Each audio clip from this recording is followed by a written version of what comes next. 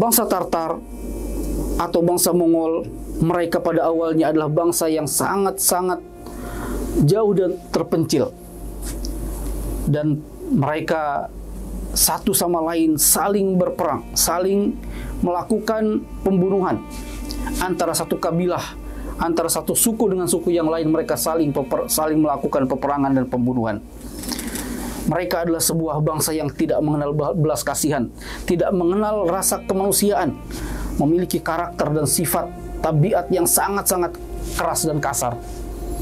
Dan ini menjadi sebuah bencana bagi umat Islam, di mana ketika hari Baghdad dihancurkan, lebih daripada 1 juta nyawa kaum muslimin melayang, dan seluruh bangunan-bangunan yang digunakan oleh kaum muslimin sebagai fasilitas untuk menjalani kehidupan semua diratakan.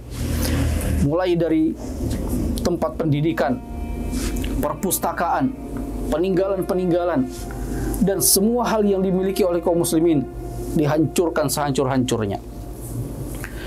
Dan saat itulah kondisi yang dialami oleh umat Islam kaum muslimin sangat-sangat mengenaskan. Mereka tidak lagi memiliki tempat perlindungan. Kaum muslimin tidak lagi memiliki sosok yang menolong mereka. Para pemimpin pada saat itu, para sultan pada saat itu, mereka ada sebagian yang menyerah kepada Tartar. Ada yang melakukan perjanjian damai. Ada yang kemudian bahkan mengikut dan menjadi pasukan daripada bangsa Tartar. Dan hanya sedikit yang melakukan perlawanan. Dan itu pun segera dilibas dan dihancurkan. Bangsa Mongol datang untuk menyerang Islam sebagai kekuatan yang menguasai dunia pada saat itu. Tapi karena kondisi saat itu kaum muslimin benar-benar dalam keadaan lemah, di mana umat Islam sudah sangat-sangat jauh dari agamanya, banyak melakukan kemaksiatan, banyak melakukan hal-hal yang tidak disukai dan tidak diridhoi oleh Allah Subhanahu wa taala. Dan mereka melupakan negeri akhirat dan fokus hanya untuk mengumpulkan dunia dan materi. Pada saat yang sama, mereka tengah dirongrong oleh sebuah kekuasaan atau kekuatan besar yang bisa jadi melibas daripada umat Islam. Dan terbukti berbagai macam wilayah-wilayah yang dimiliki oleh umat Islam diambil alih oleh bangsa Tartar. Mulai dari Damaskus, ya daerah negeri Syam, Aleppo atau Halab, dan tempat-tempat yang lain, semua dikuasai. Sampai pada akhirnya menjadi benteng terakhir kaum muslimin pada saat itu adalah negeri Mesir. Mesirlah satu-satunya wilayah yang belum dihancurkan oleh bangsa Tartar.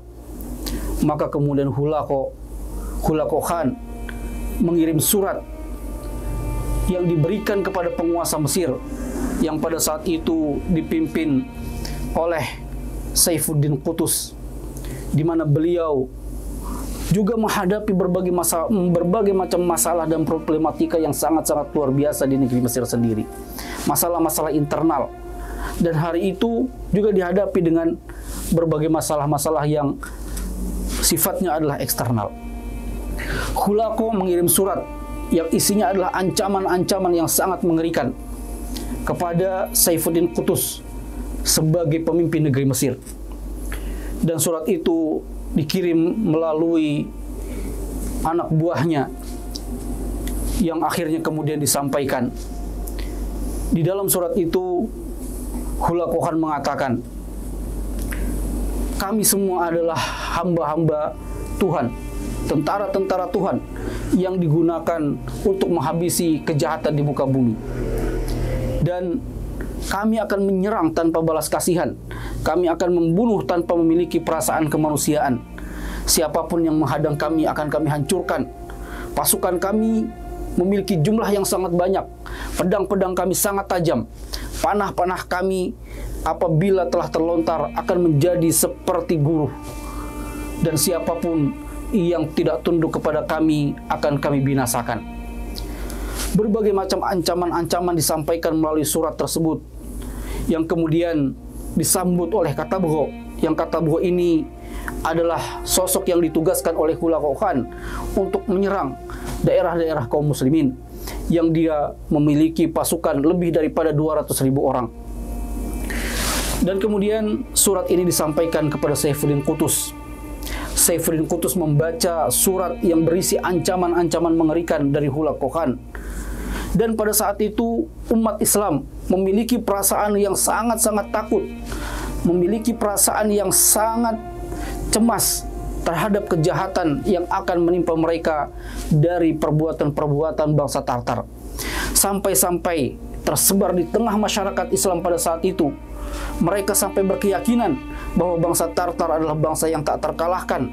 Bangsa Tartar adalah bangsa yang akan menguasai dunia. Sampai-sampai anak-anak mereka, anak-anak kaum muslimin, mereka memahami bahwa jika ada orang yang membawa kabar bahwa bangsa Tartar telah dihancurkan atau dikalahkan, maka dipastikan bahwa berita itu adalah berita bohong, dan itu mustahil akan terjadi. Karena bangsa Tartar adalah bangsa yang sangat-sangat besar, dengan pasukan dengan jumlah yang sangat-sangat banyak, dan mereka adalah ahli dalam peperangan, memiliki fisik yang kuat, perbekalan mereka sangat banyak, dan wilayah kekuasaan mereka sangat-sangat luas. Inilah yang membuat kemudian hati kaum muslimin merasa gentar dengan mereka. Sampai-sampai ini menjadi sebuah keyakinan atau menjadi sebuah pemahaman yang meluas dalam kaum muslimin bahwa Tartar tidak mungkin bisa dikalahkan. Akhirnya yang terjadi adalah kelemahan dalam masalah mental. Telah kalah sebelum berperang dari sisi pemikiran.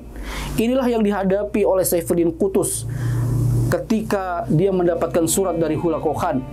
Maka tugas terberat beliau adalah bagaimana mengembalikan semangat kaum muslimin, menyatukan kembali kaum muslimin, dan kemudian menanamkan kembali rasa optimisme mereka agar mampu menghadapi bangsa Tartar atau bangsa Mongol yang akan menyerang mereka.